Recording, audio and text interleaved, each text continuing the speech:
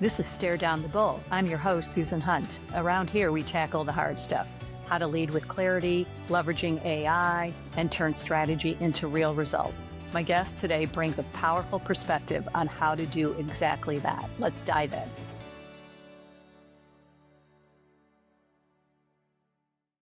Today on Stare Down the Bull, I'm talking with someone who has survived and mastered the chaos of DC. Norma has been in the room for some of the biggest decisions in tech, security, and policy. She's been a presidential appointee in the executive branch, an executive in 4 federal agencies, a trusted advisor to the White House and on Capitol Hill, a well-known speaker at Davos, and the person Fortune 100 CEOs call when the world gets weird. Norma doesn't play politics. She cuts through it. She spent her career navigating a town built on noise, pressure, and power plays, and she stared down the bull in DC more than most people even realize exist. Today, she breaks down what's really happening with cybersecurity and AI in Washington, what global leaders are actually worried about behind closed doors, and the moments where she had to look the bull square in the eye and keep moving. She is the chairman of the Cybersecurity, Privacy, and Digital Innovation Practice at Van Scoyoc Associates, a boutique consulting and government relations firm. Welcome, Norma. Thank you. It's a pleasure to be here with you. So glad to have you. So let's start with your story today. When you look at your career right now, what's your story? What path brought you to the intersection of tech policy and global security? Because that's a really unusual spot to be. It's a great question because I think for all of us, when we start our careers, it's really not clear, maybe for some, Yeah. right? That they know exactly where they're going. And it's interesting because I started my career first in state government, then in federal government, actually Oh, working on international trade. And I think what a lot of people don't realize when we talk about international trade issues, it's not just about export promotion, but it's really about national security issues embedded in that. And after doing that, looking at broader issues that are global in nature around politics and geopolitical issues, I went to the State Department. I actually worked at FEMA as a consultant on the ground, and then I went to the Department of Transportation. And part of all that really was about what is the role both of global engagement, but when we talk about, and the term we use now is critical infrastructure. And one of the agencies I worked in, we did something very wonky. If you're in the government and listening to this, then you'll know the terms, what we call it: continuity of operations and planning and continuity of government. And what that really uh-huh. means is war gaming about what happens if a nuclear bomb is dropped on Washington, D.C., and literally you have to stand up a new government in secure locations. The piece that's interesting to me, pre 9/11 and post 9/11 was the role of security. The reality is, at the end of the day, it is a global race for dominance when we think about security in general. What I care about and really saw when I worked in the government is working with critical infrastructure, right? Big sectors, banking and health and defense, and transportation and much more. And for me, I came upon cybersecurity and kind of that tech policy right after 9/11 as that next big Yeah. thing, right? That's the Yeah. risk. And so I decided that that's what I wanted to focus on. And it was about trying to pull all these things together. But the goal is to help companies understand how to talk to the federal government. And I know we're going to dig into that in a little more detail because when we talk about cyber or tech or privacy, there is this divide between how the private sector talks and the risks that the federal government cares about. Yeah, definitely. So one of the things, you were a presidential appointee. What was it really like being a presidential appointee in executive branch, and what lessons still shape how you operate in DC now? It really was an amazing experience. I started, I bet. early on. I was very, very young. I was the youngest person in the room, and almost always the only woman in the room. But the reality is, it was an amazing experience because it, at least for me, made me see that I was part of something larger than myself. Right? There was a goal and a mission on policy issues in general. And the piece I think that's most important is it teaches you the criticality of public service. Public Yeah. service, particularly as a political appointee, is about making policy that actually works for the American public, not for politics. And those sometimes can be very hard to balance. The other thing I learned very early on as a political appointee is that my time was always short. right? The goal and Yeah. the importance was to work with career civil servants who know how to get things done. And what matters at the end of the day is that working collaboration to achieve outcomes and success. And honestly, you'll appreciate this. I used the benchmark of when I was in state government and I used to go home every night and I would go to the store and I would buy milk and somebody in the store would say to me, "You need to fix that pothole in the street." Right? Now, I wasn't in charge of potholes when I worked in state government, but it was about making sure that we understood that we serve the American public and that every day Yeah. that we did had to matter. And I mean, I still take that with me today. I kind of like that idea of, a bound time frame that you have to get stuff done. I think that there are people like you and me that really react well to that. Like, we don't have to worry about things 4 years after because we're not going to be here. So, what can we accomplish right now? What can we get done? And, you've always struck me as a person that is able to kind of look at things that way and figure out how to get stuff done. It, why are we here otherwise? Yeah, exactly. So cybersecurity in Washington right now, how is cybersecurity actually viewed in DC today? Um, Generally prioritized or misunderstood on the Hill? Because when I watch these tech guys talking to the guys on the Hill, I feel like they're on two different planets, honestly, talking to one another. So how do you bridge that gap between technology and the people who are not technologists that are really trying to understand and keep our country safe? Yeah. I think for me, the government experience that I have had really helps pull those together. Having been on the other side, whether it was on policy or regulation, and particularly on cybersecurity and tech, the key is to translate in a way that everyone understands, right? The tech community talks in a particular way. It tends to be about Yes. maybe a particular tool or the success of something.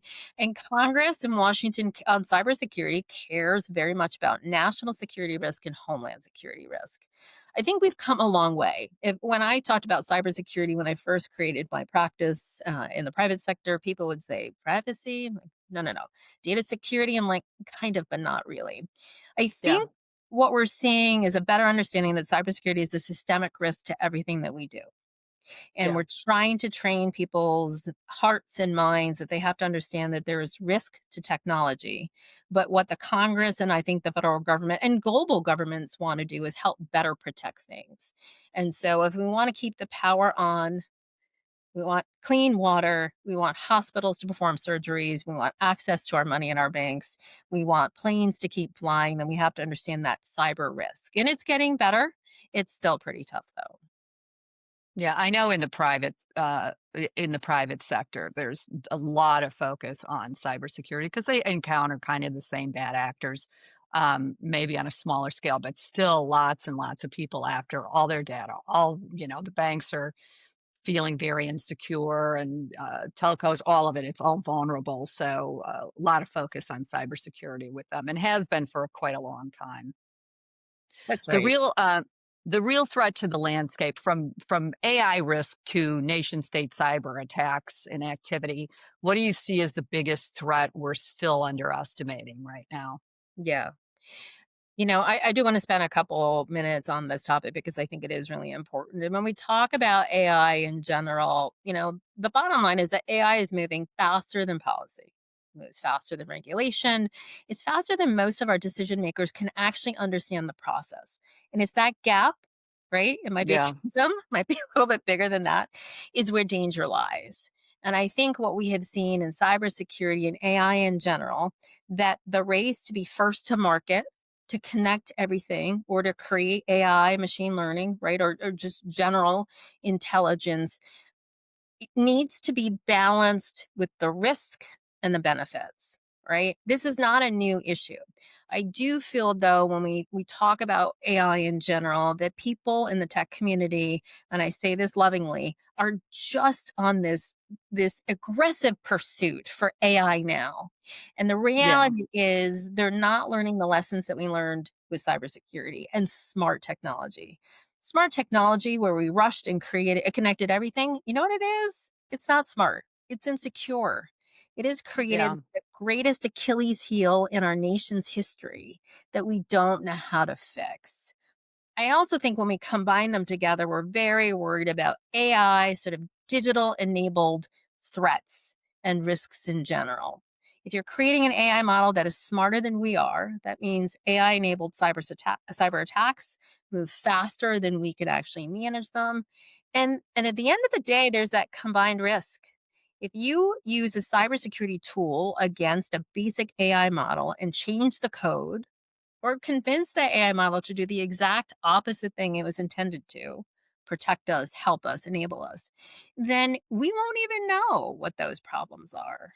So I think what we're seeing in general, particularly on nation states, is that AI and cybersecurity are being used as massive weapons, in fact, of mass destruction. We haven't seen it quite at this point, but we should not understate, I think, the risks that we're bringing to ourselves if we don't put the protections in at the front end.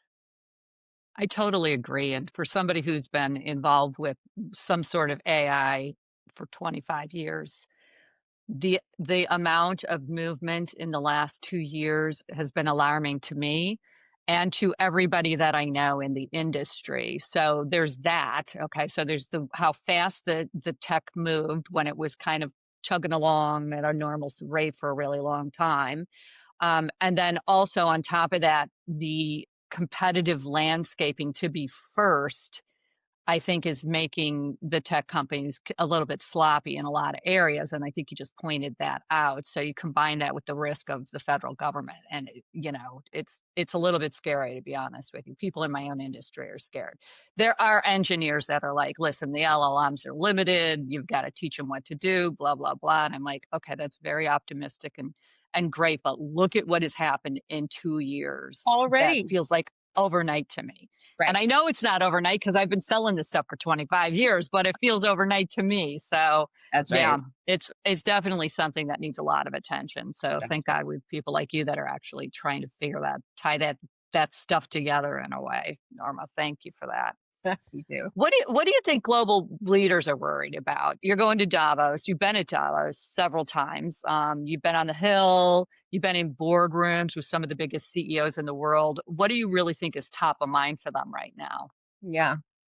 It's interesting because every year I think the list is essentially the same, but things kind of move up and down. If we were talking maybe a week ago, I might have given you a different list in the order, right? I think top of mind right now is global geopolitical risk, and within that Right. umbrella, right? It's obvious in the last few days we have Yeah. seen, cybersecurity as part of that. So cybersecurity risks are a foreseeable risk. The SEC is clear about that. Boards and CEOs and Davos is full of discussions about those risks and how you manage them. Now, it doesn't hurt that there's personal liability for CEOs and boards as well, right? That forces, I think, change. The interesting topic, AI has always kind of been in that, but the number one topic I will be speaking on at Davos, in addition to cyber, is AI. And if you look at the programming in general, AI is all over the place. What is interesting though is, and CEOs care about this, is like, what exactly does AI mean to the American public? What is the AI tool to them? How do they manage the risks and the benefits of potential AI problems to their bottom line? I think CEOs and boards in general are a little bit better in the last few years about measuring tech and risk together. I do think global and economic uncertainty is very, very tough right now. And I think, unfortunately, that pushes companies to rush more to that first to market. And I think a lot of global leaders internally are trying to figure out, how do we balance that? How do we manage that?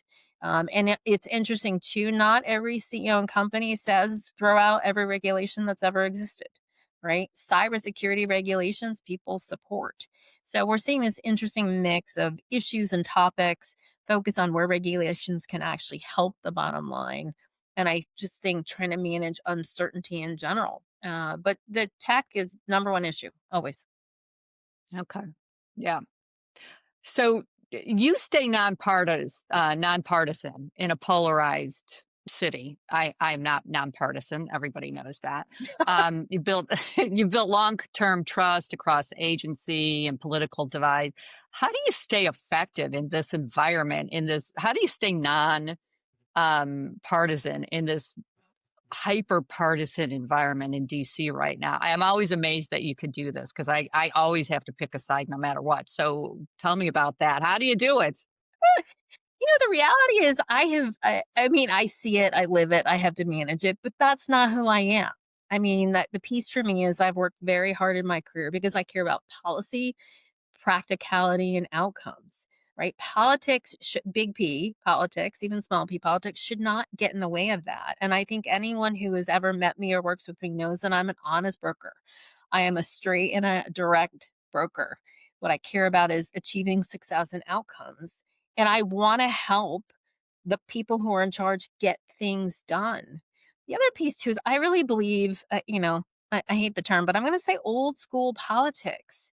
That means you have friends on both sides of the aisle. That means that we have Yeah. really it's commonality of purpose and belief to want to get things done. We don't have to agree with everybody, but what we're disagreeing about is is a way to manage a policy, not sharp elbows. And I'll just say this, I've always had friends on both sides of the aisle. They know that I just want to get things done. And for those, who run their careers very partisan, fair, very sharp elbowed, good luck with that. Because at the end of the day, you have a few things. You have your trust that you build, you have your honesty in your word. And my motto in DC is you should still and always tell the truth. That's awesome. That's rare, but very awesome. Do you feel that you're still getting stuff done right now? Because I feel like policy would be almost impossible to accomplish right now. At least if you listen to the news and you hear what they're saying, that's what it sounds like. Do you feel that there's still a lot of work, good works that are getting done in DC that just don't get covered? The answer is absolutely. I was trying to figure out how, like, Okay. enthusiastically to answer that question. I mean, for the issues I work on, again, tech, cyber, AI, workforce issues. I mean, I guess you could say pick your poison. The reality is, we have seen great successes in the last year, but they're quiet successes, right? The goal is fixing a problem and finding a policy outcome that achieves that. And if you're focusing on policy, right, non divisive policy issues like we're Yeah. talking about, we've got a ton of things done and we will continue to. But we don't need to be in the limelight. We do not need to be covered by the news. And that tends to be the easiest way to get things done because the credit can go to the people who fix it. And the people who can fix it are really in Congress and in other places. So I've seen great success. I am very hopeful for the future, but I do it in a certain way. And that is a much more quiet way. It's good to know that things are still getting done because it doesn't look, like there are things getting done, but they're not exactly the things I would hope get done. There, Um, there is that. Yes. you've watched DC sling bull faster than any city in the world. What's one moment where you had to stare the bull down and hold your ground? And I'm sure there's probably five of these a week, but if you had to pick one, what would you convey to this podcast group of folks that like to listen to this? First of all, I love the term, right? I think that's it really evokes exactly what you want listeners to understand. The reality is, uh, there were so many. I actually had trouble as I thought about this in advance about which one I wanted to pick, but I am going to give you one that happened early in my career that I think for a lot of people they'll understand.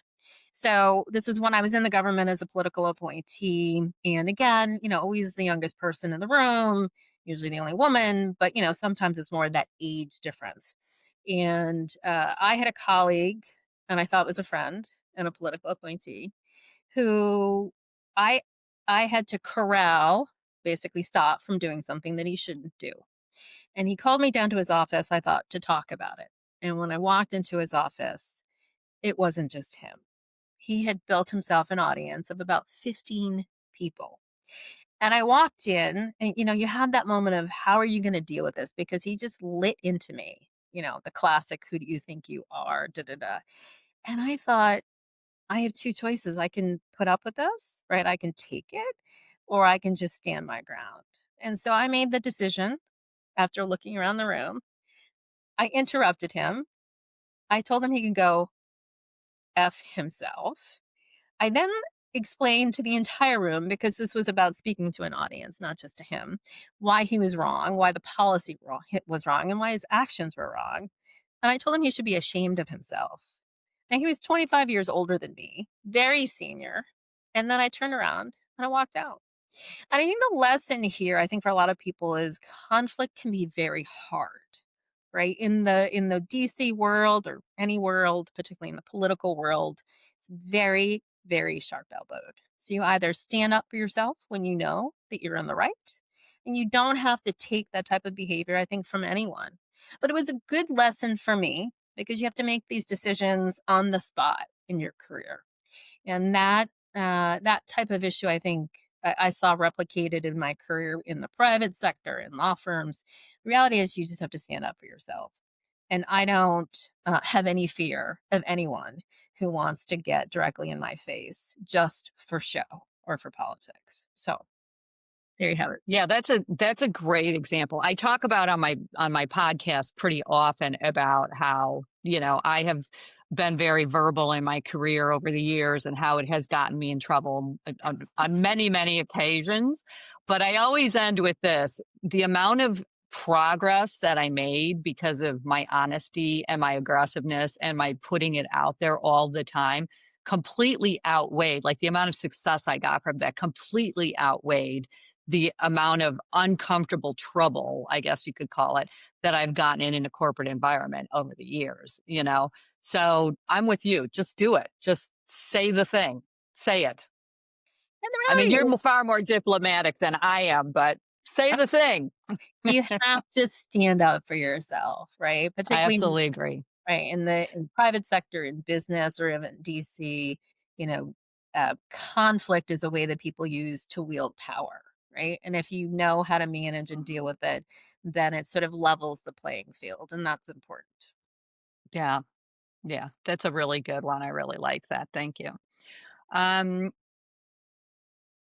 what do people on the outside of DC constantly get wrong about how power and decisions actually work there? Because I feel like if you're not there, if you're not in the Beltway, it's super foreign to everybody else. And I mean, I've been working in and out of DC for 20 years, and I haven't even scratched the surface to understand how it works. So you're there every day. I am here every day. I've been here for a while. Yeah, no, I think that's a good question. I think if you're looking from the outside in, or if you just drop yourself, if you choose to parachute yourself into Washington, D.C., and think that you know how things work, of course, that's not the case. I think a lot of people on the outside believe that, everything is pay to play. I think what, True. right? Yeah, we But, do. but it's not, right? Yeah. The reality is, there there is power, small p, soft power, when you're coming to DC to talk about fixing problems, right? We go back to the approach I've talked about, which is we work with everyone. The goal is to get things done. The goal is to talk about things you can succeed. Now, the people, particularly in the tech community, I like to say the parachuters in, or take the train down, or whatever. If you think you can show up, there you go. If you think if you can just show up once and opine and walk out and think you've solved the problem, that's just not how things work.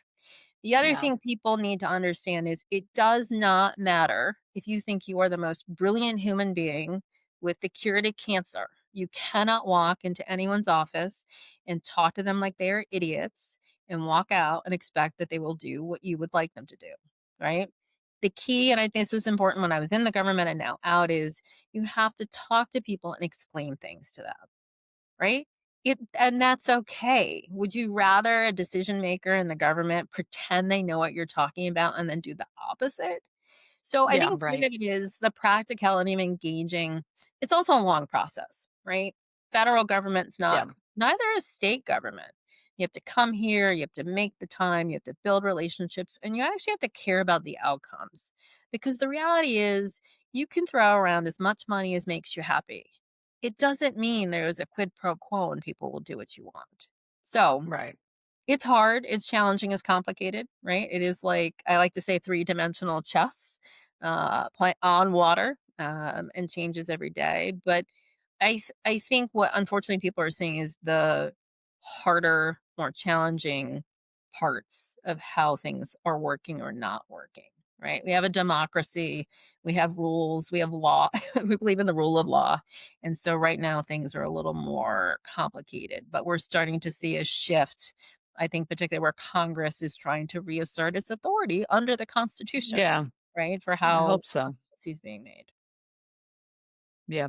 I think it's actually quite impressive how many different topics that a congressperson actually has to attack on a daily basis. I mean, my time on Capitol Hill with you years ago was very short, but having to go in, try to explain voice biometrics after they probably had 15 meetings on 15 different topics that same day was really difficult. And I always have said to the tech companies that I work for, you cannot sell to the federal government. You can't go in half pregnant. It will not work. You need to invest. You need to make sure that you have the right contracts, the right platforms, the right partners, I mean, it's a big, big deal doing it. So if you're going to dabble, don't even bother. Don't even bother. It's not going to work. You've really got to put some effort into it. So that's always, and sometimes in the tech business, it takes them 15 years even just to dip their first toe in, even if they're multi-billion-dollar companies, you know? That's exactly right. It takes time. Again, I go back to you have to build relationships, and the goal is to educate and inform, right? If you're trying to Right. teach, right, as you think about it any way that is people can understand, it takes you time to do that. One conversation is not going to do it. And if it's a complicated issue, I mean, really, like, you have to explain it. And the last thing I'll just say on this particular piece is when you're talking about tech, right? Walking in and talking about, the great benefits, perfect, right? But if you pretend that there are no risks to your technology, if you don't tell the truth, no one will believe you. But if you go in, Yeah. you talk about the benefits and the risks together with the solutions to manage them, I mean, then people look at you as an honest broker. But Yeah. no one will believe that there are no risks to things like AI or anything else at this point in time, Right. Of course. Yeah. right? I think one of the big, there's like this push and pull between the needs of enterprise and the needs of federal government that makes it so difficult to actually sell into the federal government. On this side, the enterprise side, they need to report out, profits, and really working with the federal government's a big investment, a Yeah. long-term investment that most executives get impatient about around the 12th month, right? And 12 months is not enough time for the federal government to make a decision. But if Right. they do make that decision, it's usually highly beneficial. And once you start working with the federal government, then you will make progress. But it's not a simple thing to do. It's just not. And I don't know that it can be made easier. The process is the process, and it'll take a long time. That's exactly right. I mean, the federal government was not designed to buy a product in 30 seconds, Right. right? There are rules, there are requirements for a reason. And the point is that the federal government is not taken advantage of by the private sector in general. And we're all taxpayers. I mean, who wants the federal government Yes. buying a tool that hasn't been tested? So Correct. there is a balance. Streamlining things is important. Being able to be more nimble in purchasing is very important.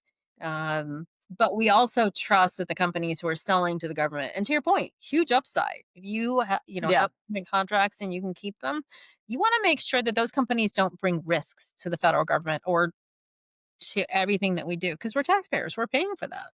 Right. Absolutely. Yep. Absolutely. Okay, so the future of AI, cyber, and policy, if nothing changes, where do you think the biggest policy gaps will hit hardest in the next few years? Yeah, those are great questions. I think the greatest challenge that we all have is trying to balance the need for speed safety, and security at the same time. We have to, I mean, my view of the world is this. We need to talk about in a measured way what we're doing with artificial intelligence, machine learning, and the evolution to what ultimately will be a thing, an entity that is smarter than human beings. You know, part of I think the piece that I spent a lot of time on having worked in the government is looking ahead to what those risks are, right? Yeah. Right now, geopolitical risks are very are high and things are very tenuous. We are in this race for global dominance on AI. And so it's the same race that we had many years ago when we talked about who would get the nuclear bomb first, right? Who would Yes. have, really the greatest tool of war in order to be dominant? I think the biggest risks and gaps for us are how we manage that AI policy, right? There are ethics that are concerning. There are bias issues. They need to be managed in a way where we're having a conversation. Cybersecurity for me is really a great concern. I mean, I am concerned about cyber being used by nation states as a tool of war, right? Yeah. We don't wanting to keep the lights on. The first thing an enemy will do is make sure that who they're attacking will be what we call deaf, dumb, and blind. And so I think the universe is not prepared for that. I think we focus so much on how we build these great commercial tools to achieve economic success that we're missing that downside. Downside is an understatement of what national security risk looks like. The reality in the end of the day is there's a big push for anti-regulation, particularly on AI right now. Okay, that's done responsibly, that's fine. But the minute something terrible happens, and we've seen some bad things already, right? We're talking about AI concerns for children and other things. We're talking about cyber risks and tools. Congress, the United States, and every nation in the world will, in 30 seconds, lower the hammer. So I think we have to measure the balance of security and safety and economic success. And it's nothing that we haven't had to do for the last 50 years, 100 years, right? But I think it is more an issue of health, safety, and real national security concern than it's ever been before. Great. Thank you. Um, for CEOs, founders, and policymakers trying to navigate AI, cyber, and regulations, what's the one thing they need to understand now before the bull gets too big for the country for control? I think companies, particularly if they are builders of AI or they want to use AI, need to come together to talk about what the risks are. Right. We see foreseeable issues and problems. The builders of AI tools right now simply want to push those out, and then companies become very anxious, publicly traded or otherwise, about the need to hurry up and participate Yeah. in that.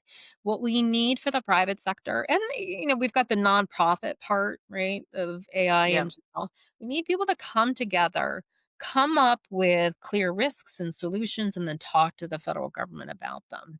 There are times when I think the private sector's push is simply to go to the government and say, back off, leave me alone. There's nothing to see here. We'll figure it out. And that's not going to be the case. The other thing is the use of AI tools is very specific to what sector you operate in, right? So if Yeah. you're a bank using an AI tool or you're a healthcare company using an AI tool, the reality is that the existing laws and regulations are still there. You're not building an AI tool that will magically exist outside of a regulatory structure. So a lot of times, if I'm talking Wow. particularly to VCs, if you're a VC who wants to invest in a company or a company who wants to sell, you're living in a regulated environment, right? You are much better off building a tool that is already compliant for certain aspects of the economy that you want to sell into. And for CEOs of heavily regulated companies, of which we have a lot, they worry about that risk. So it's a win win if we build better tools that are compliant and protect security and privacy and safety. And we have brilliant people. We are America. We know how to do this. We So do. and so people just need to do it. Yeah, I mean, even the small companies that I work with a lot of small AI companies, and they're all very, very focused on whatever segment they're working in, making sure that their tool covers the regulations because they won't get bought otherwise. They won't get bought by the enterprise Yeah. that's in that vertical. They won't get more funding from the VCs because it's kind of a non-starter. You can't really build a tool that's outside of regulations and expect, a Citibank or a JP Morgan Chase to take it on and risk their infrastructure or their security, all of that stuff. So they all do they are very smart people. I work with a lot of very, very smart engineers across the country. So they know this and they're trying to address it. So that's pretty awesome as well. They'll get there. I'm pretty sure they will. Well, that's what we need. We need more of that. Yeah. So finally, you're going to be at Davos again. Can you tell us about that? What you're speaking about? And I love that you do that like almost every year now, right? I think this is my ninth or 10th year, Wow. maybe. Yeah. It's a lot. It's a lot. This year, again, I am going to talk about the use of AI. We're going to focus on cyber risks, right? Cyber AI, that nexus, and I think the broader policy regulatory environment around AI.